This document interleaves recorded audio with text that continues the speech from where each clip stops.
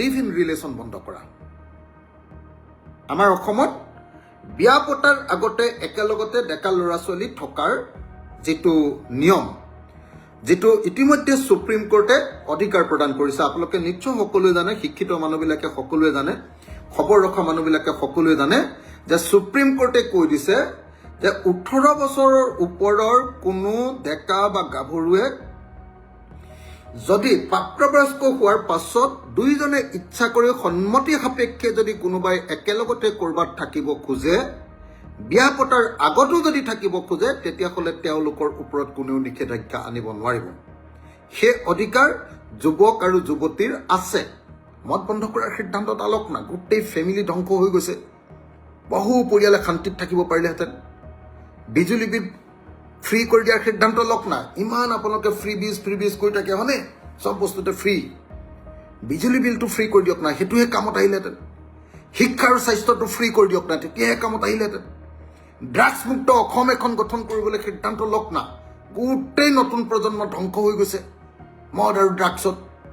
মূল্য বৃদ্ধিৰ কাৰণে মানুহ থাকিব নোৱাৰা হৈ গৈছে, চব বস্তুৰ দাম। একো এটা ব্যৱস্থা আপুনি নললে। দেশৰ অৰ্থনৈতিক সংকট দূৰ কৰিবৰ কাৰণে আৰু এই সংকটৰ সময়ত অসমবাসীয়ে কেনেকৈ চলিব লাগিব, কেনেকৈ কম দামত বস্তু পাব, কেনেকৈ এই সময়টো ডেভেলপমেণ্ট চলি থাকিব, এই সময়টো কেনেকৈ আমি কিবা এটা কাম কৰিব পাৰিম, তাৰ ওপৰত সিদ্ধান্ত ল'ব লাগিছিল। কিন্তু মুখ্যমন্ত্ৰী ডাঙৰীয়া, আপুনি এই সিদ্ধান্তটো নললে। আপুনি গণতন্ত্ৰক সীমিত কৰাৰ সিদ্ধান্ত গ্ৰহণ কৰিলে প্ৰথমখন কেবিনেটত। চৰকাৰ গঠন কৰিয়ে কালি শপত গ্ৰহণ কৰি আজি অসমৰ মুখ্যমন্ত্ৰীয়ে আন 4জন মন্ত্ৰীক লৈ প্ৰথমখন কেবিনেট বৈঠক অনুষ্ঠিত কৰিছে। সেই কেবিনেট বৈঠকত অসমৰ মুখ্যমন্ত্ৰীয়ে বা অসম কেবিনেটে মূলতঃ 3টা বিষয় সিদ্ধান্ত গ্ৰহণ কৰিছে। সিদ্ধান্তকেইটা হ'ল মাননীয় প্ৰধানমন্ত্ৰীৰ আহ্বানৰ প্ৰতি সঁহাৰি জনাই চৰকাৰৰ মিতব্যয়ী ব্যৱস্থা 1, 2, অসম বিধানসভাত উত্থাপন কৰা হ'ব সম নাগৰিক সংহিতা বা UCC বা ইউনিফৰ্ম চিভিল কোড। অসমৰ প্ৰথমখন বিধানসভা অহা 21 তাৰিখৰ পৰা আৰম্ভ হ'ব, বোধহয় 4 দিনীয়া, আৰু সেই 4 দিনীয়া বিধানসভাৰ শেষৰ দিন 26 তাৰিখৰ দিনা এই UCCখন অৰ্থাৎ প্ৰথমখন বিধানসভাৰ অধিৱেশনতে সম নাগৰিক সংহিতা অসম 2026 উত্থাপন কৰা হ'ব, UCC বিল উত্থাপন কৰা হ'ব। তাৰ পাছত 4টা সিদ্ধান্ত। 3 নম্বৰ সিদ্ধান্তটো হ'ল যে আমাৰ ভূপেন হাজৰিকা ডাঙৰীয়া, আমাৰ সকলোৰে মৰমৰ ভূপেন দা, অসমৰ ইতিহাসৰ সাংস্কৃতিক দৈন, যিজন আমাৰ আধুনিক অসমৰ ইতিহাসৰ কালচাৰেল দৈন, ডক্টৰ ভূপেন হাজৰিকাৰ শতবাৰ্ষিকীৰ সামৰণি অনুষ্ঠান উপলক্ষে কলাক্ষেত্ৰত ভূপেন হাজৰিকাৰ স্মৃতিত এটা 32 কোটি টকাৰে এটা সংগ্ৰহালয় নিৰ্মাণ, এইটোৰ অনুমোদন। আৰু লাষ্ট সিদ্ধান্তটো হৈছে যে ৰাজ্যৰ বিভিন্ন বিভাগত অহা 5 বছৰত 2 লাখ চাকৰি দিব পৰা যাবনে নাই, ক'ত ক'ত দিব পৰা যাব, এই সম্পৰ্কে পৰীক্ষা কৰিবৰ কাৰণে অসমৰ মুখ্য সচিব ডাঙৰীয়াৰ নেতৃত্বত এখন টাস্ক ফ'ৰ্চ গঠন কৰা। এই 4টা সিদ্ধান্ত আজি গ্ৰহণ কৰা হৈছে।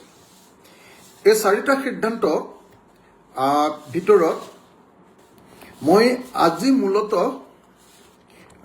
UCCৰ ওপৰত আপোনালোকক কি কয়, অসম নাগৰিক সংহিতা সম নাগৰিক সংহিতা অসম 2026ৰ ওপৰত আপোনালোকৰ সন্মুখত বিশেষ কেইটামান কথা দাঙি ধৰিব খুজিছোঁ। কিন্তু তাৰ আগতে মই সামগ্ৰিকভাৱে কেইটামান কথা কৈ ল'ব খুজিছোঁ। ভাৰতবৰ্ষৰ প্ৰধানমন্ত্ৰীৰ আহ্বানৰ প্ৰতি সঁহাৰি জনাই অসম চৰকাৰে তিনিটা সিদ্ধান্ত লৈছে।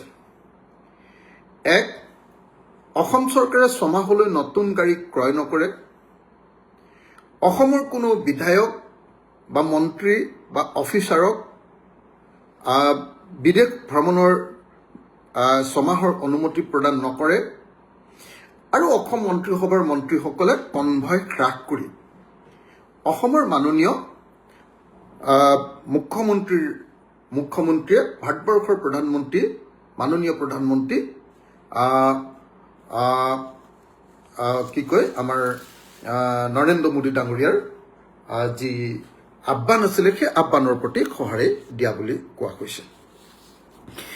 এতিয়া প্ৰথম কথা হ'ল যে ভাৰতবৰ্ষৰ প্ৰধানমন্ত্ৰীয়ে ভাৰতবৰ্ষৰ জনতাক আহ্বান জনাইছে যে সোণ কিনিব নালাগে, ডিজেল পেট্ৰল এইবিলাকৰ ব্যৱহাৰ কমাব লাগে। কেলে গোটেই পৃথিৱীতে এটা অৰ্থনৈতিক সংকট আহিছে আৰু সেই সংকটটো আহিছে বেচিকেলি ইজৰাইল আৰু ইৰাণ, আমেৰিকা, USA আৰু ইৰাণৰ মাজত চলি থকা যুদ্ধৰ কাৰণে। এতিয়া ভাৰতবৰ্ষৰ প্ৰধানমন্ত্ৰীয়ে প্ৰথম যেতিয়া এই আহ্বানটো জনোৱাৰ পাছতে অসমৰ মুখ্যমন্ত্ৰীয়ে কালি যিখন শপত গ্ৰহণ অনুষ্ঠান, মুখ্যমন্ত্ৰী আৰু 4জন মন্ত্ৰীৰ শপত গ্ৰহণৰ যিটো অনুষ্ঠান পাতিলে খানাপাৰা ফিল্ডত, সেইটো ইমান জাকজমকীয়া আছিলে যে সেইটো আছিলে প্ৰধানমন্ত্ৰীৰ আহ্বানৰ প্ৰতি ভ্ৰুকুটি, প্ৰধানমন্ত্ৰীৰ আহ্বানৰ প্ৰতি সম্পূৰ্ণ বিপৰীত দৃষ্টিভংগীৰ এটা সিদ্ধান্ত। আমি গম পাইছিলোঁ যে সেই বিশাল বৃহৎ এই যিটো শপত গ্ৰহণ অনুষ্ঠান, ছেকেণ্ড টাৰ্মৰ শপত গ্ৰহণ, প্ৰথম শপত গ্ৰহণ কৰিলে অৱশ্যে অলপ ডাঙৰকৈ পাতে বুলি জানো, কিন্তু ছেকেণ্ড টাৰ্ম এই শপত গ্ৰহণ অনুষ্ঠানটো ইমান ডাঙৰকৈ কৰা হৈছিলে যে শুনিবলৈ পোৱা মতে তালৈ 40খন উৰাজাহাজ এৰোপ্লেন তালৈ আহিছিলে। চাৰ্টাৰ্ড ফ্লাইট মানে আমাৰ নিয়মীয়া যাত্ৰী কঢ়িয়াই অনা ফ্লাইট নহয়, অকল এইটো অনুষ্ঠানৰ কাৰণে আহিবলগীয়া বিশেষভাৱে ভাড়া কৰা ফ্লাইট, উৰাজাহাজ। এতিয়া সেই চাৰ্টাৰ্ড ফ্লাইট 40খন লৈ আহিছিলে, সেইটোৱে নিশ্চয় প্ৰধানমন্ত্ৰীৰ আহ্বানৰ বিৰোধিতা কৰিছিলে, আহ্বানৰ বিৰুদ্ধে সিদ্ধান্ত হৈছিলে।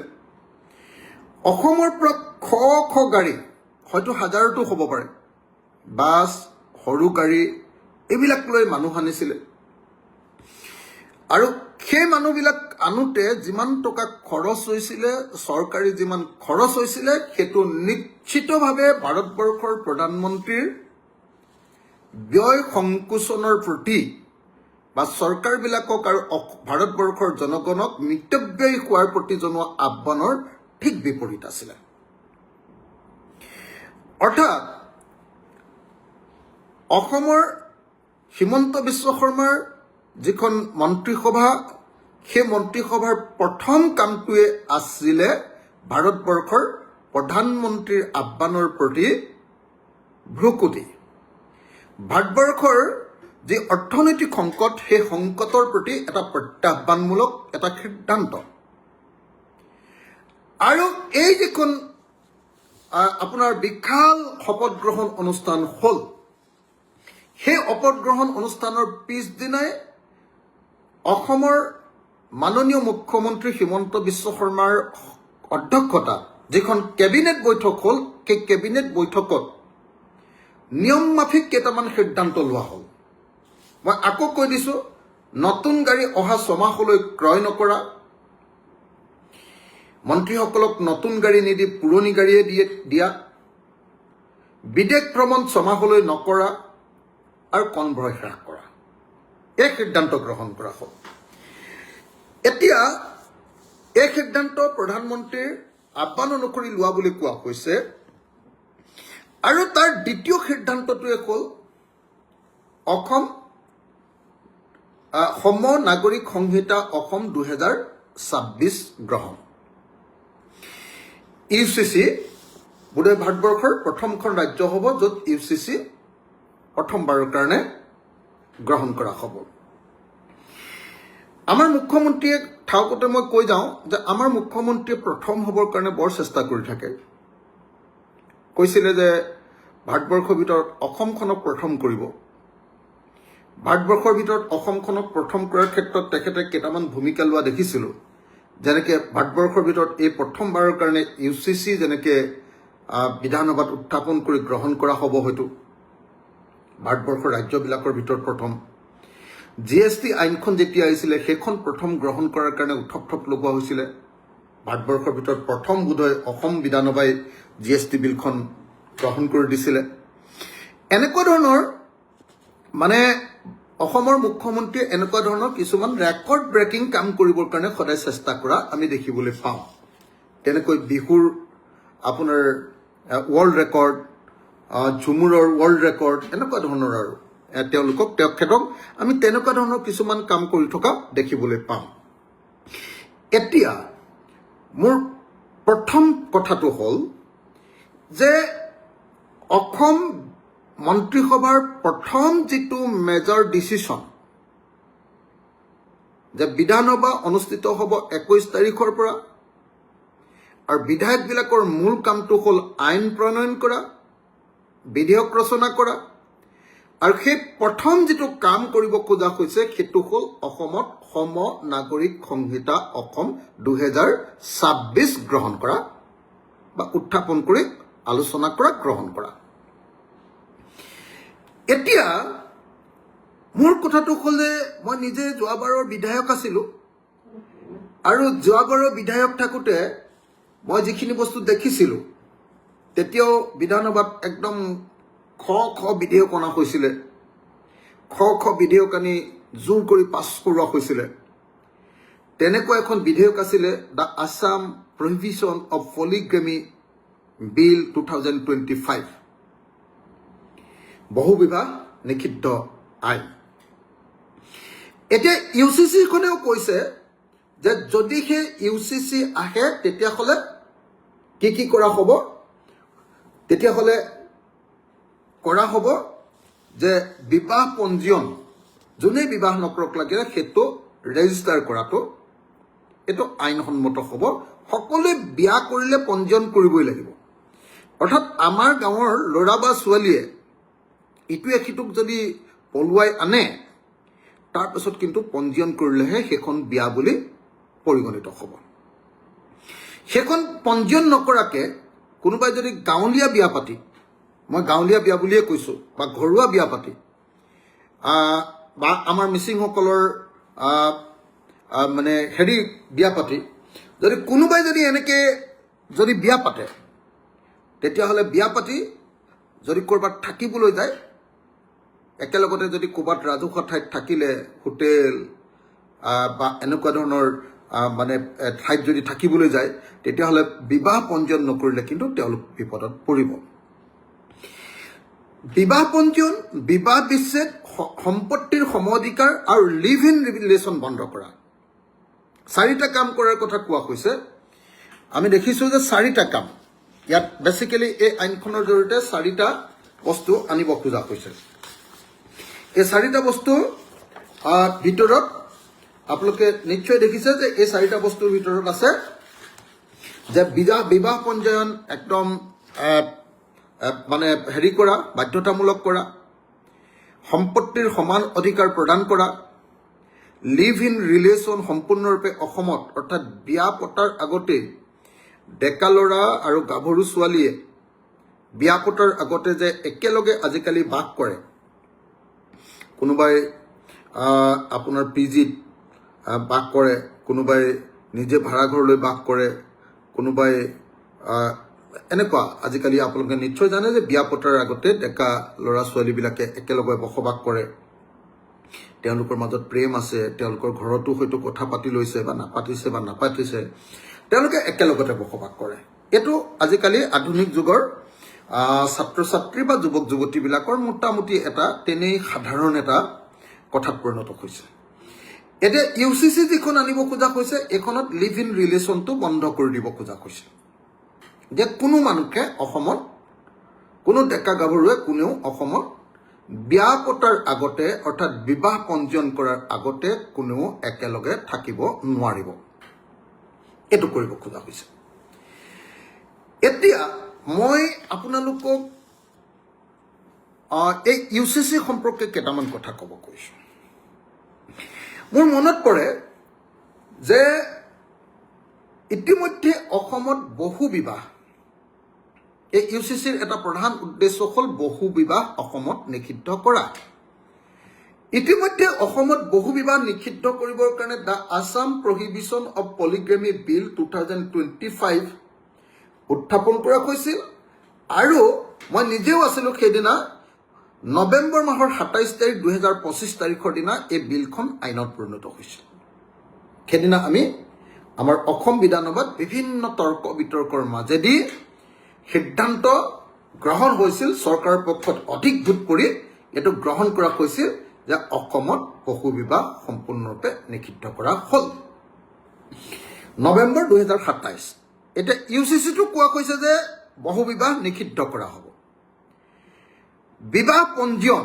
হেতু ইতিমধ্যে সেই একেখন বিলতে বিবাহ পঞ্জীয়নটো বাধ্যতামূলক ইতিমধ্যে কৰা হৈছে বিবাহ পঞ্জীয়ন বাধ্যতামূলক কৰিলে বাকি কি হয় কি নহয় মই নাজানো দৰকাৰ বাৰু বিবাহ পঞ্জীয়ন কৰি থলে ভাল মহিলাবিলাকৰ সামাজিক সুৰক্ষাৰ কাৰণে গুৰুত্বপূৰ্ণ কিন্তু যথেষ্ট পৰিমাণৰ মানুহৰ পইচা পাতিও খৰচ হয় বাৰু চৰকাৰে পইচা পায় বিবাহ পঞ্জীয়ন কৰিলে তো গতিকে এক নম্বৰটো হ'ল বহু বিবাহ নিষিদ্ধ কৰা তাৰ কাৰণে ইতিমধ্যে 27 নৱেম্বৰ 2025 তাৰিখৰ দিনা ইতিমধ্যে আমি অসম বিধানসভাত বিল পাছ কৰি থৈছো বিবাহ পঞ্জীয়ন কৰা এটোৰো বিল পাছ হৈ আছে তাৰপিছত সম্পত্তিৰ সমান অধিকাৰ আমাৰ ভাৰতবৰ্ষত এখন আইন আছে আপোনালোকে সকলোৱে জানে এই আইনখনৰ নাম সেইখন হ'ল দ্য হিন্দু সাকসেছন এক্ট 1956 আৰু হিন্দু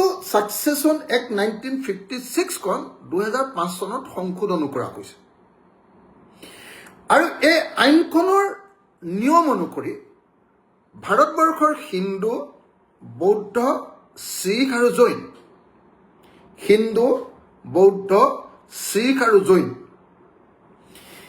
এই চাৰিটা ধৰ্ম বা ভাৰতবৰ্ষত থকা যিবিলাক আন ধৰ্মবিলাক বুলি ক'লো আৰু হিন্দু বৌদ্ধ শিখ আৰু জৈন ভাৰতবৰ্ষৰ একেবাৰে পুৰণি যিবিলাক ধৰ্ম আমাৰ এই আটাইবিলাক ধৰ্মৰ মানুহৰ মাজত মেইন বস্তুটো হ'ল যে পুৰুষ আৰু মহিলা দুটা যেতিয়া সন্তান হ'ব মাক আৰু দেউতাকৰ তাৰ ল'ৰাটো আৰু ছোৱালীজনী দুইটাই সম্পত্তিৰ সমান অধিকাৰ পাব এখন ঘৰত ছোৱালীৰ জন্ম হ'লেও তাইও মাটিৰ সমান অধিকাৰ পাব সম্পত্তিৰ সমান অধিকাৰ পাব ল'ৰা জন্ম হ'লেও সি ল'ৰা ছোৱালী দুইটাই সমানে অধিকাৰ পাব তো এখন ইতিমধ্যে আছে আমাৰ কাৰ আছে হিন্দু বৌদ্ধ শিখ জৈন এইবিলাকৰ সকলোৰে আছে তদুপৰি মুছলমানসকলৰ এখন বিল আছে কি আইন আছে সেইখনক কয় মুছলিম পাৰ্চনেল ল শৰীয়ত এপ্লিকেশ্যন এক্ট 1937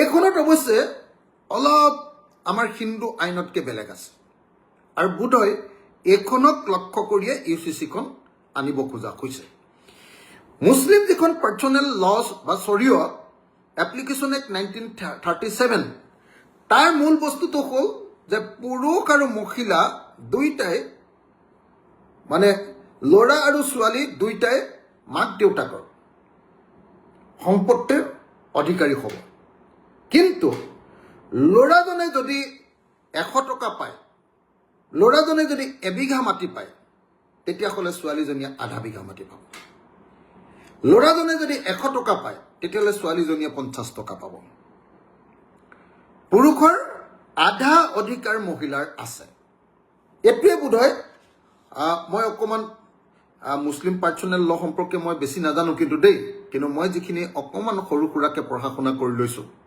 সেই পঢ়া শুনা কৰি মই বুজি পালো যে পুৰুষৰ আধা সম্পত্তিৰ অধিকাৰ মহিলাগৰাকীয়ে পায় এতিয়া আমাৰ ইউচিচিখনে কৰিবলগীয়া কামটো হ'ল যে এতিয়া মুছলমান মহিলাকো সমান মাটিৰ অধিকাৰ বা সম্পত্তিৰ অধিকাৰ দেউতাক মাকৰ সম্পত্তিৰ অধিকাৰ সমানে দিয়াৰ কাৰণে অকল ল'ৰাটোৱে নাপাব লগতে ছোৱালীজনীও সমানে অধিকাৰ পোৱাৰ কাৰণে এতিয়াৰ পৰা যোগ্য হৈ উঠিব যদিহে অহা 26 তাৰিখে অহা 26 মে তাৰিখৰ দিনা অসম বিধানসভাত উত্থাপন হ'বলগীয়া সম নাগৰিক সংহিতা অসম 2026 বা UCC আসাম 2026 খন যদি পাছ হয় তেতিয়াহ'লে মুছলিম মহিলা বা ছোৱালীবিলাকেও সমান মাটিৰ সমান সম্পত্তিৰ অধিকাৰী হ'ব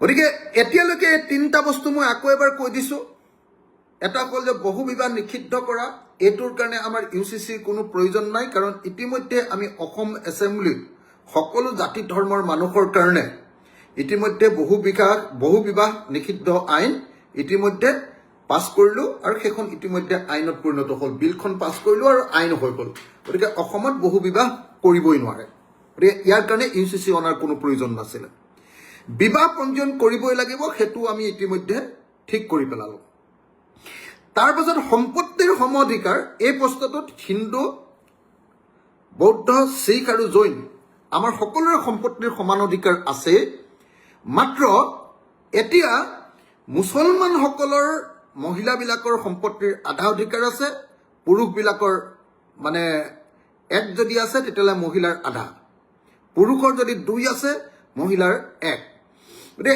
এই কথাটো বদলি কৰিব পৰা যাব তাৰমানে বেচিকেলি শৰীয়ত আইন বা মুছলিম পাৰ্চনেল ল এইখনক লক্ষ্য কৰি আমাৰ UCCখন আনিব খোজা হৈছে তাৰ পাছত চতুৰ্থ যেটো বস্তু লক্ষ্য কৰি আনিব খোজা হৈছে সেইটো লিভ ইন ৰিলেশ্যন বন্ধ কৰা আমাৰ অসমত বিয়া পতাৰ আগতে একেলগতে ডেকা ল'ৰা ছোৱালী থকাৰ যেটো নিয়ম যেটো ইতিমধ্যে সুপ্ৰিম কোৰ্টে অধিকাৰ প্ৰদান কৰিছে আপোনালোকে নিশ্চয় সকলোৱে জানে শিক্ষিত মানুহবিলাকে সকলোৱে জানে খবৰ ৰখা মানুহবিলাকে সকলোৱে জানে যে সুপ্ৰিম কোৰ্টে কৈ দিছে যে 18 বছৰৰ ওপৰৰ কোনো ডেকা বা গাভৰুৱে যদি প্ৰাপ্তবয়স্ক হোৱাৰ পাছত দুইজনে ইচ্ছা কৰি সন্মতি সাপেক্ষে যদি কোনোবাই একেলগতে কৰবাত থাকিব খোজে বিয়া পতাৰ আগতো যদি থাকিব খোজে তেতিয়াহ'লে তেওঁলোকৰ ওপৰত কোনো নিষেধাজ্ঞা আনিব নোৱাৰিব সেই অধিকাৰ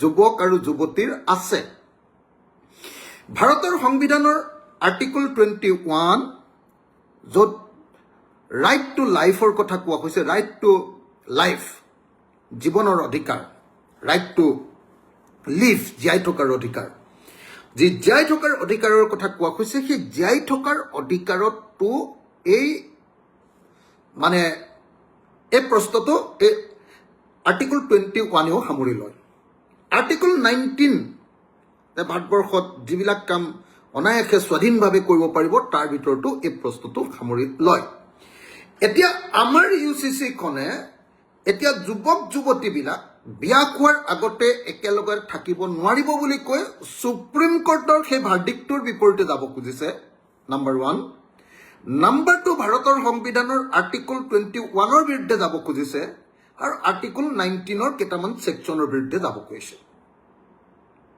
এটোৱে হ'ল এই UCC আইনখনৰ মূল দুটা কথা কি দুটা কথা বাকিবিলাক প্ৰায় আগতে কৈ আছে এটা হ'ল মুছলিমসকলৰ মহিলাবিলাকক সমানে সম্পত্তিৰ অধিকাৰ দিয়া ল'ৰাৰ লগতে ছোৱালীক আৰু দ্বিতীয় বস্তুটো হ'ল যে কোনো ল'ৰা ছোৱালীয়ে বিয়াৰ আগত একেলগতে থাকিব নোৱাৰিব লিভ ইন ৰিলেশ্যনত থাকিব নোৱাৰিব এতিয়া মই আপোনালোকক ক'ব খুজিছো যে অসম বিধানসভাৰ প্ৰথমখন অধিৱেশনত UCC বিধেয়ক প্ৰথমখন আইন প্ৰণয়ন কৰিবৰ কাৰণে আসাম UCC 2026 উত্থাপন কৰিবলৈ লোৱাটো নিশ্চয় অসম চৰকাৰৰ বহু ভাবি চিন্তি লোৱা এটা সিদ্ধান্ত চৰকাৰে আমি কোৱা শুনিছিলোঁ যে এবাৰ যদি বিজেপি চৰকাৰ হয় তেতিয়াহ'লে প্ৰথম অধিৱেশনতে UCC লোৱা হ'ব অৰ্থাৎ ইডিঅলজিক্যালি মতাদৰ্শগতভাৱে দুটা মতাদৰ্শ মানুহৰ মাজত এষ্টাব্লিছ কৰিবৰ কাৰণে এটা হ'ল মুছলমানসকলক ডিষ্টাৰ্ব কৰা বা মুছলমানৰ বেলেগ কোনো ভাৰতবৰ্ষত কোনো আইন থাকিব নোৱাৰিব, মুছলমান মহিলাসকলক তাৰমানে সমান অধিকাৰ দিয়াৰ লগে লগে মুছলমান যিটো পৰম্পৰা, মুছলমান যি শৰীয়ত, মুছলমান যি আইন, সেই আইন থাকিব নোৱাৰিব হিন্দুৰ আইন মতে বা ভাৰতবৰ্ষৰ নিয়ম অনুসৰি হ'ব লাগিব। ভাৰতবৰ্ষৰ নিয়ম মানে হিন্দুৰ আইন অনুসৰি, বৌদ্ধৰ নাম অনুসৰি, জৈনৰ নিয়ম অনুসৰি হ'ব লাগিব। এই কামটো এষ্টাব্লিছ কৰাটো, আদৰ্শগতভাৱে এই কামটো কৰাটোৱে হ'ল প্ৰথম পদক্ষেপ। আৰু 2 নম্বৰ, গোটেই পৃথিৱীত আজিকালি লিবাৰেল চিন্তাধাৰা, উদাৰনৈতিক চিন্তাধাৰা, স্বাধীন চিন্তাধাৰা, গণতান্ত্ৰিক চিন্তাধাৰা, উদাৰনৈতিকভাৱে যিবিলাক চিন্তাধাৰা আছে তাৰ বিপৰীতে এটা ৰক্ষণশীল চিন্তাধাৰা যে বিয়া খোৱাৰ আগতে কোনো ল'ৰা ছোৱালী একেলগে থাকিব নোৱাৰিব আমাৰ ভাৰতীয় পৰম্পৰা অনুসৰি। এই যিটো ৰক্ষণশীল বা সংৰক্ষণশীল যি পৰম্পৰা, সেই ৰক্ষণশীল পৰম্পৰা এটাক এষ্টাব্লিছ কৰিবৰ কাৰণে, অৰ্থাৎ আধুনিক যুগৰ বিপৰীতে পুৰণি চিন্তাধাৰাৰ এটা বিষয়ক এষ্টাব্লিছ কৰিবৰ কাৰণে এই আইনখন অনা হৈছে। এতিয়া মোৰ মন্তব্যবিলাক আপোনালোকৰ সন্মুখত আগবঢ়াম। মই কিন্তু খুব স্পষ্টকৈ কওঁ, কৈতো বহুত বেছি লাভো নহ'ব, কাৰণ এইবাৰ অসমৰ ৰাইজে বিজেপিক মন ভৰি ভোট দিছে। বিজেপি আৰু NDAক 102খন আসন প্ৰদান কৰি দিছে। অসমৰ ইতিহাসৰ ভিতৰতে চাগে এটা শাসক পক্ষই সৰ্বাধিক আসন লাভ কৰাৰ ঘটনা এইটো। গতিকে অসমৰ মানুহে বিজেপিক ভাল পাই ভোট দিছে। আমি ক'লেতো আপোনালোকে আমাক গালিয়ে দিব। আচলতে নিৰ্বাচনৰ ৰিজাল্ট ওলোৱাৰ দিনৰ পৰা হতাশাতেই আছোঁ। নিৰ্বাচনৰ ৰিজাল্ট ওলোৱাৰ দিনাৰ পৰা এনেকুৱা ফ্ৰাষ্ট্ৰেশ্যনত আছোঁ, এনেকুৱা হতাশাত আছোঁ, এনেকুৱা খঙত আছোঁ যে কিনো এতিয়া আৰু শান্তিত থকা নাই। একেবাৰে মন চন সকলোৰে বেয়া, সকলোৰে মানে আমাৰ সকলোৰে বেয়া। কাৰণ যোৱাবাৰ আমি 51জন বিৰোধী বিধায়ক জিকিছিলোঁ। মই জেলৰ পৰা জিকিছিলোঁ আৰু 50জন বাহিৰৰ পৰা জিকিছিলোঁ। কিন্তু 51জন বিধায়ক যদিও জিকিছিলোঁ, অৱশ্যে বিধানসভাত ময়ে বেছিকৈ মাত মাতিবলগীয়া হৈছিলে। এইবাৰ বাৰু আমাৰ লগত আৰু এজন জিকিলে, মেহবুব মুখতাৰ, ৰাইজৰ দলৰ। কিন্তু কংগ্ৰেছৰ যোৱাবাৰ আছিলে 29 জন, এইবাৰ হ'লগৈ 19 জন, কমিলে 10 জন তেওঁলোকৰ কমিলে। আনহাতে AIDFৰ যোৱাবাৰ আছিলে 16 জন, এইবাৰ মাত্ৰ 2 জন, তেওঁলোকৰ 14 জন কমিলে। তো এই গোটেইবিলাক, যোৱাবাৰ CPIMৰ এজন আছিলে, এতিয়া CPIMৰ বিধায়কজন হাৰিলে। গতিকে যোৱাবাৰ যি সময়ত 51 জন মানুহ আছিলোঁ আমি বিৰোধী পক্ষত, তাৰ পাছত অৱশ্যে 6, 7 জন, 8 জন মানুহ কংগ্ৰেছৰ পৰা এজনকৈ গুচি গ'ল। সুশান্ত বৰগোহাঁই, ৰূপজ্যোতি কুৰ্মী, আপোনাৰ ঢেৰ আৰু এইবিলাক কৈ লাভ নাই আৰু, গোটেইবিলাক গুচি গ'ল। আৰু যদিও যোৱাবাৰ কংগ্ৰেছৰ ইমান সংখ্যক বিধায়ক জয়ী হৈছিলে, কিন্তু তেওঁলোকে বিধানসভাত যি ধৰণৰ এক্টিভ ভূমিকা ল'ব লাগিছিলে সেই ধৰণৰ লোৱা নাছিলে। মই এইবিলাক কথা স্পষ্টকৈ কৈ দিওঁ কাৰণে মোক মানুহে খুব বেয়া পায়। এতিয়াতো কংগ্ৰেছৰ মানুহবিলাকে মোক খুবেই বেয়া পাই আছে, কাৰণ এই দুদিন মই কংগ্ৰেছৰ নিৰ্বাচনী যিটো ষ্ট্ৰেটেজি সেই সম্পৰ্কে সমালোচনা কৰিছিলোঁ। গৌৰৱ গগৈৰ দুৰ্বলতাসমূহৰ কথা মই ৰাজহুৱাকৈ কৈ দিছিলোঁ, আৰু ৰকিবুল হুছেইন সম্পৰ্কীয় মই ক্ৰিটিকেল সমালোচনাত্মক বক্তব্য আগবঢ়াইছিলোঁ। গতিকে কংগ্ৰেছৰ মানুহ বহুতে মোক বেয়া পাই আছে, কিন্তু মই একেটা সময়তে আকৌ কওঁ দেই, যিসকল কংগ্ৰেছৰ মানুহে বেয়া পাই আছে, মই তেখেতসকলক হাতযোৰ কৰি এটা কথা কওঁ যে মই কোনো তৃণমূল পৰ্যায়ৰ কংগ্ৰেছৰ কথা কিন্তু কোৱা নাই। কংগ্ৰেছৰ সমৰ্থক, কংগ্ৰেছৰ কৰ্মী, কংগ্ৰেছৰ বুথ কমিটিৰ বিষয়ববীয়া বা সদস্য, মণ্ডল কংগ্ৰেছৰ সদস্য, ব্লক কংগ্ৰেছৰ সদস্য, মণ্ডল কংগ্ৰেছ আৰু ব্লক কংগ্ৰেছৰ বিষয়ববীয়া, জিলা কংগ্ৰেছৰ বিষয়ববীয়া বা ষ্টেট কংগ্ৰেছৰ বিষয়ববীয়াৰ বিৰুদ্ধে মই কোৱা নাছিলোঁ। বহুতে একাকাৰ কৰিছে বাৰু। মই কৈছিলোঁ কংগ্ৰেছৰ নেতৃবৰ্গৰ বিৰুদ্ধে, মই বেসিক্যালি দুটা কথা কৈছোঁ, তিনিটা কথা।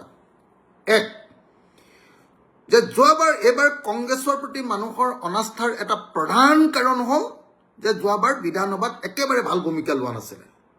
একো যদি নামাতে কিয় ভোট দিব মানুহে বিধানসভাত? এক। মই ২ নম্বৰ কথাটো কৈছিলোঁ যে এইবাৰ আমাৰ মিত্ৰতা ইমান দেৰিকৈ কৰিলে যে মিত্ৰতা ইমান দেৰি কৰাৰ কাৰণে এইবাৰ আমি হৰাটো কনফাৰ্ম হৈ গ'ল। মানুহে মানে মিত্ৰতা কৰিলোঁ নে নাপালোঁ গমেই নাপালে। আমি ৩জন গগৈ একেলগে কেম্পেইনে কৰিবলৈ নাপালোঁ। মই ২ নম্বৰ কথাটো কৈছিলোঁ। মই সেইকাৰণে কৈছিলোঁ যে ভালকৈ ইলেকশ্যনটো নেখেলিলে। ৩ নম্বৰ কথাটো কৈছিলোঁ যে ইলেকশ্যনটো কংগ্ৰেছে ভালকৈ মুঠেও নেখেলিলে। সেইটো AICCয়ে হওক, সেয়া APCCয়ে হওক, আৰু বিশেষভাৱে এই ক্ষেত্ৰত মই গৌৰৱ গগৈক সমালোচনা কৰিছিলোঁ। আৰু মই কৈছিলোঁ যে গৌৰৱ গগৈৰ বডি লেংগুৱেজ, গৌৰৱ গগৈৰ কালচাৰ মানে ৱে অফ লাইফ, জীয়াই থকাৰ যিটো ধৰণ, সেই ধৰণটো একেবাৰে জনগণৰ পক্ষত নহয়, সাধাৰণ মানুহৰ ভাল নোপোৱা মানে ব্যৱস্থা। আৰু সেইকাৰণে এইবাৰ আমি কংগ্ৰেছক নেতৃত্বত ইলেকশ্যন খেলি আমি ভয়াৱহভাৱে লোকচানৰ সন্মুখীন হ'লোঁ।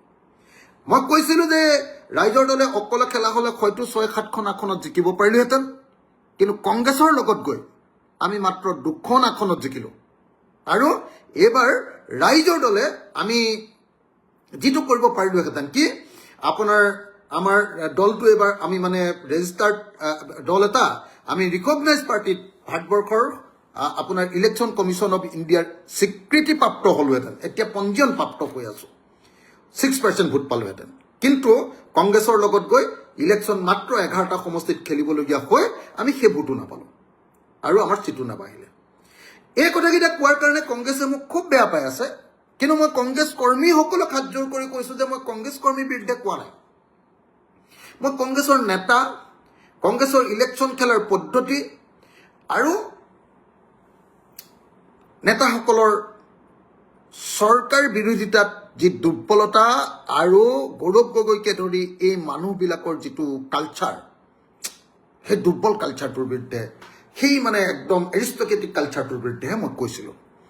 সেইকাৰণে মোক বেয়া পাইছে, মই জানো, কিন্তু মই নকলেও উপায় নাই, মই ক'বই লাগিব। কাৰণ ইমান হতাশ হৈ আছোঁ যে কংগ্ৰেছৰ লগত গৈ, ইমান হতাশ হৈ আছোঁ যে কংগ্ৰেছৰ লগত লৈ গৈ ভাল হ'ব লাগিছিলে, ৰিজাল্ট বেয়া হ'ল। কেলে? ইলেকশ্যনটো ভালকৈ নেখেলিলে। এতিয়া এইটো কথা গ'ল। এতিয়া মই এই কথাটো এইকাৰণে উল্লেখ কৰিলোঁ যে যোৱাবাৰতকৈ এইবাৰ বিধায়কৰ সংখ্যা কম। যদি বিধায়কৰ সংখ্যা কম, তাৰমানে বিধানসভাত আমি বেছি মাত মাতিলেও একো কাম নহ'ব। কাৰণ হুলস্থুল জানিবা কৰিলোৱে, ধৰিলোৱে জানিবা, কিন্তু বিলখন এতিয়া সম্পূৰ্ণৰূপে 2/3 ভোটত পাৰ হৈ গুচি যাব। এতিয়া 102জন আৰু ইফালে আমি মাত্ৰ 25জন। তাকো AIDFৰ 2জনে কি ভূমিকা লয় পৃথিৱীৰ কোনেও নাজানে, তেওঁলোকতো চৰকাৰৰ লগতে থাকে। গতিকে মই আপোনালোকক এটাই কথা ক'ব খুজিছোঁ যে অসম বিধানসভাত এইবাৰ যি প্ৰথম আইনখন আনিব খোজা হৈছে, যিখন বিল উত্থাপন কৰিব খোজা হৈছে, যাক আইনত পৰিণত কৰিব খোজা হৈছে, সেই আইনখনেই হ'ল কি, সম নাগৰিক সংহিতা অসম 2026। এইখন মূলতঃ 2টা কামৰ কাৰণে কৰিব খোজা হৈছে। এটা হ'ল সংখ্যালঘু মুছলিমসকলৰ বিৰুদ্ধে, সংখ্যালঘু মুছলিমসকলৰ আইনক বানচাল কৰা, নাকচ কৰা। আৰু 2 নম্বৰ কাৰণটো কৰিব খোজা হৈছে যে আধুনিক যুগৰ যি ধ্যান ধাৰণা, উদাৰনৈতিক লিবাৰেল যি ধ্যান ধাৰণা, আধুনিক সমাজখনৰ যি নতুন যি পৰিৱেশ, সেই পৰিৱেশৰ বিপৰীতে যিটো সংবিধানেও আমাক প্ৰদান কৰিছে, সুপ্ৰিম কোৰ্টেও প্ৰদান কৰিছে, তাৰ বিৰুদ্ধে বিজেপি RSSৰ যি পশ্চাদগামী চিন্তা, পুৰণিকলীয়া চিন্তা, মধ্যযুগৰ যি চিন্তা, সেই চিন্তাৰ এখন আইন আমাৰ অসম বা অসমৰ মানুহৰ ওপৰত জাপি দিব খোজা হৈছে। অসমৰ মানুহৰ ওপৰত জাপি দিব খোজা হৈছে। এতিয়া প্ৰথমখন কেবিনেটত মই ভাল পালোহেঁতেন যে প্ৰথমখন কেবিনেটত UCC নানি যদি প্ৰথমখন কেবিনেটত সিদ্ধান্ত ল'লেহেঁতেন যে অসমত সকলো শ্ৰেণীৰ মানুহৰ কাৰণে আজিকালি ইলেক্ট্ৰিচিটি বা বিজুলীটো আটাইতকৈ এছেঞ্চিয়েল সামগ্ৰীত পৰিণত হৈছে। গতিকে বিজুলী হয় একেবাৰে সুলভ মূল্যত কম দামত, নহ'লে বিজুলী বিনামূলীয়াকৈ দিয়াৰ ব্যৱস্থা। বিজুলী যদি বিনামূলীয়াকৈ দিয়াৰ ব্যৱস্থা হয়, মই আন বিনামূলীয়াবিলাকক বৰ সমৰ্থন নকৰোঁ। মই বিজুলী বিনামূলীয়াকৈ দিয়া কথাটোত সমৰ্থন কৰোঁ বা কম দামত দিয়াটো সমৰ্থন কৰোঁ এইকাৰণেই যে বিজুলীৰ পৰাই বিজুলী এতিয়া মানে আন সকলো বস্তুতকৈ বিজুলী বা বিদ্যুৎটো হ'ল আটাইতকৈ ইম্পৰ্টেণ্ট আমাৰ কাৰণে সামগ্ৰী। এই বিজুলীৰ পৰাই খেতিয়কে আপোনাৰ কি কৰে, আমাৰ খেতিয়কে খেতি কৰে, পানী যোগান, এই আটাইবিলাক কাম খেতিয়কে কৰে, মেচিন চলায়, এইবিলাক খেতিয়কে কৰে, আৰু আমাৰ ইণ্ডাষ্ট্ৰি এইবিলাক সকলো বিদ্যুতৰ ওপৰত চলে। আৰু বিদ্যুৎ যদি বেছি দামী হয়, অসমত ভাৰতবৰ্ষৰ ভিতৰতে আটাইতকৈ বেছি বিদ্যুৎ দামী। বিদ্যুৎ যদি বেছি দামী হয়, তেতিয়াহ'লে ইণ্ডাষ্ট্ৰিয়েল ডেভেলপমেণ্টটো কম হয়। গতিকে মই ভাবিছিলোঁ যে প্ৰথমখন কেবিনেটত বিজুলীৰ বিল ফ্ৰী কৰি দিয়াৰ ব্যৱস্থা বা বিজুলীৰ দাম কম কৰি দিয়াৰ ব্যৱস্থা হ'ব। শিক্ষা স্বাস্থ্য ফ্ৰী কৰা হ'ব। ভাৰতবৰ্ষৰ সংবিধান অনুসৰি আমি শিক্ষা আৰু স্বাস্থ্য ফ্ৰীকৈ পাব লাগে। কিন্তু আপোনালোকে ডিব্ৰুগড় ইউনিভাৰ্চিটিখনলৈ যাওক, তাত ডিপাৰ্টমেণ্ট আছে যদি 21টা, তাত মানে পইচা দি পঢ়িব পৰা কোৰ্চ আছে আকৌ 84টা। গোটেই শিক্ষা ব্যৱস্থাটো বেপাৰীকৰণ কৰি দিয়া হ'ল। এতিয়া আমি যদি শিক্ষা আৰু স্বাস্থ্য যদি ফ্ৰী কৰি দিব পাৰিলোহেঁতেন, যিকোনো এজন মানুহৰ বেমাৰ হ'লে এতিয়া নাৰ্ছিং হোমলৈ যাব লাগে, চৰকাৰী হস্পিটেলৰ অৱস্থা নাই, হয় চৰকাৰী হস্পিটেলৰ অৱস্থা ভাল কৰা বা চৰকাৰী হস্পিটেলৰ ফ্ৰী কৰি দিয়া, বা অসমৰ যিকোনো মানুহক এটা নিৰ্দিষ্ট পৰিমাণৰ টকালৈকে ফ্ৰী চিকিৎসাৰ ব্যৱস্থা কৰি দিয়া। এইটোৰ যদি সিদ্ধান্ত ল'লেহেঁতেন ভাল পালোহেঁতেন। মদ বন্ধ কৰি দিয়াৰ সিদ্ধান্ত যদি প্ৰথমখন কেবিনেটত ল'লে হ'লে সুখী হ'লোহেঁতেন। ড্ৰাগছ বন্ধ কৰাৰ সিদ্ধান্ত যদি ল'লেহেঁতেন তেতিয়াহ'লে সুখী হ'লোহেঁতেন। মূল্যবৃদ্ধি ৰোধ কৰাৰ যদি কিবা এটা সিদ্ধান্ত ল'লেহেঁতেন সুখী হ'লোহেঁতেন। আটাইতকৈ বেছি সুখী হ'লোহেঁতেন দেশত আৰু গোটেই পৃথিৱীতে যি অৰ্থনৈতিক সংকট আহিছে, সেই সংকট সম্পৰ্কে আলোচনা কৰি সংকট দূৰীকৰণৰ কাৰণে যদি এটা গুৰুত্বপূৰ্ণ সিদ্ধান্ত ল'লেহেঁতেন প্ৰথমখন কেবিনেটত, তেতিয়াহ'লে সুখী হ'লোহেঁতেন।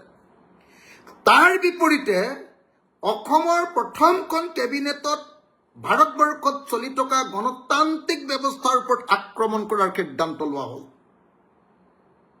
মই আকৌ ক'লো, য'ত প্ৰথমখন কেবিনেটত দেশ আৰু গোটেই পৃথিৱীত চলি থকা অৰ্থনৈতিক সংকট মোচন কৰিবৰ কাৰণে, দূৰীকৰণ কৰিবৰ কাৰণে এটা টাস্ক ফ'ৰ্চ গঠন কৰা বা বিহিত ব্যৱস্থা গ্ৰহণ কৰাৰ কথা সিদ্ধান্ত ল'ব লাগিছিল, সেই সময়ত আমি প্ৰথমখন কেবিনেটত UCC আনি আমাৰ দেশত থকা উদাৰনৈতিক যি গণতন্ত্ৰ, সেই গণতন্ত্ৰৰ ওপৰত আক্ৰমণ কৰাৰ সিদ্ধান্ত গ্ৰহণ কৰিলোঁ। ইয়াত দুৰ্ভাগ্যজনক। আমাৰ যদি অধিক পৰিমাণে আমাৰ ৰাইজৰ দলৰ যদি বিধায়ক থাকিলেহেঁতেন, তেতিয়াহ'লে আমি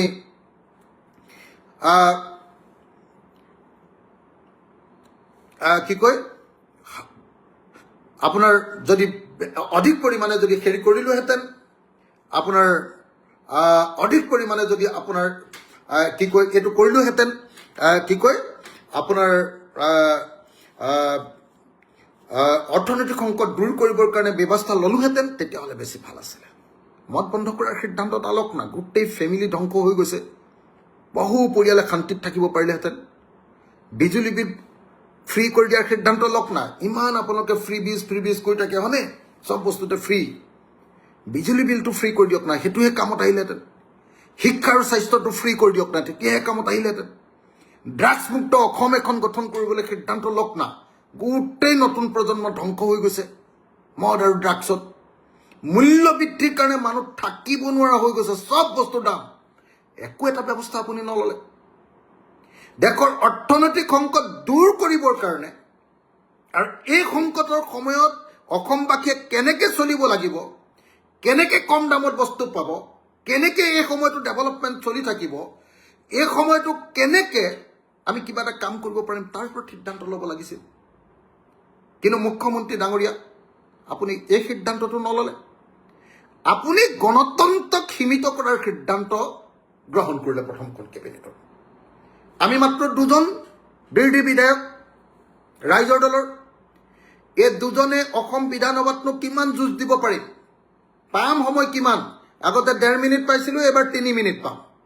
আগতে যেতিয়া 2 মিনিট পাইছিলোঁ, এবাৰ 4 মিনিট পাম।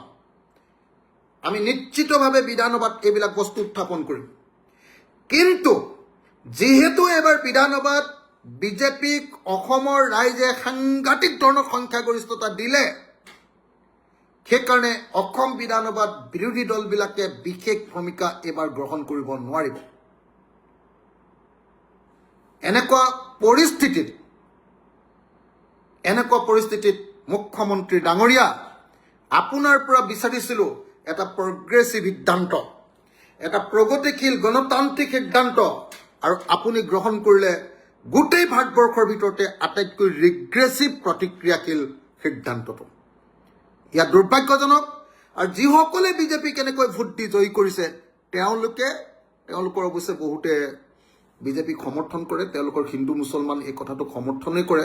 গতিকে তেওঁলোকে হয়তো বুজি নাপাব, বা এই সময়ত উন্মাদ হৈ আছে তেওঁলোক ধৰ্মৰ চিন্তাত, গতিকে তেওঁলোকে হয়তো উপলব্ধি নকৰিব। কিন্তু দুৰ্ভাগ্যৰ কথা, মদ বন্ধ কৰাৰ যদি সিদ্ধান্ত হ'লহেঁতেন, ড্ৰাগছ সম্পূৰ্ণৰূপে বন্ধ কৰাৰ যদি সিদ্ধান্ত হ'লহেঁতেন, একেটা সময়তে তামিলনাডুত এখন চৰকাৰ হৈছে, বিজয় হয়নে, চিনেমা এক্টৰ, তেখেতৰ চৰকাৰখনে প্ৰথম কি সিদ্ধান্ত গ্ৰহণ কৰিছে মুখ্যমন্ত্ৰী এবাৰ চাওক, আৰু আপোনাৰ চৰকাৰে প্ৰথমতে কি সিদ্ধান্ত গ্ৰহণ কৰিছে আপুনি এবাৰ আজি ৰাতি অকলশৰীয়াকৈ বিবেচনা কৰি চাব। সেই মুখ্যমন্ত্ৰী মহোদয়, আপোনাক এনেকৈ কোৱাৰ বাহিৰে আপোনাক ইমান বেছিকৈ এবাৰ অসমৰ ৰাইজে ভোট দিছে যে আপুনি কাৰো কথা নুশুনাকৈ যি মন যায় তাকেই কৰিব পাৰিব। কিন্তু তাৰ পাছতো মই আপোনাৰ সন্মুখত এই প্ৰশ্নৰ উত্থাপন কৰিলোঁ, আৰু এনেকুৱা দুৰ্ভাগ্যজনক প্ৰথম কেবিনেট বৈঠকখনত এনেকুৱা দুৰ্ভাগ্যজনক, বিভেদকামী আৰু গণতন্ত্ৰ সীমিত কৰাৰ যে সিদ্ধান্ত ল'ব খুজিছে, তাৰ কাৰণে গৰিহণা দিলোঁ। ধন্যবাদ। জয় আই অসম।